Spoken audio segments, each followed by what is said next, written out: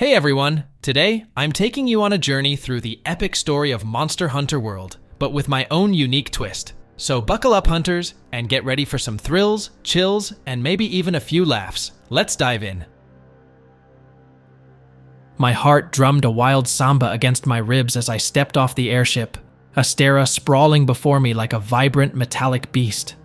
The humid air of the new world clung to me like a second skin, thick with the promise of adventure and danger. I was a rookie hunter, fresh out of the Guild Academy, and this bustling hub was my initiation. The elder dragon, Zora Magdaros, had awakened, drawn by a mysterious energy called bioenergy, and it was our duty to stop it. My mentor, the grizzled veteran Artemis, clapped me on the shoulder, his weathered face creased with a reassuring grin. Welcome to the real world, kid. Remember, out there, it's not just fangs and claws you have to worry about. The new world itself is a living, breathing beast. My first assignment was simple: scout the ancient forest, gathering intel on the elder dragon's path. Armed with my trusty insect glaive, I plunged into the verdant wilderness. Sunlight filtered through the emerald canopy, painting the damp forest floor in dappled light. Exotic birds squawked, and the air hummed with unseen life. But this tranquil facade held a hidden ferocity. I encountered lumbering aptonoths, their thick hides testing my agility and reflexes.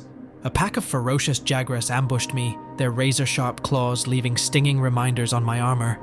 The thrill of the fight, the adrenaline coursing through my veins, was addictive. Days turned into weeks. I fought my way through dense jungles, navigated treacherous volcanic slopes, and befriended the colorful cast of Astera. The gruff but kind blacksmith Geralt, the bubbly researcher Gajalaka, and the enigmatic handler, whose endless enthusiasm fueled our expeditions. Each hunt honed my skills, each monster slain adding another notch to my weapon. I faced the towering Anjanath, its fiery breath singeing my eyebrows, and the colossal Barath, its mud-encrusted body, a formidable challenge. Through every battle, Artemis stood by my side, his gruff instructions and timely saves becoming a lifeline in the unforgiving wild. Finally, the day arrived. Zora Magdaros was on the move, its monstrous silhouette visible against the crimson twilight. The air crackled with anticipation, fear, and determination. Our plan was audacious.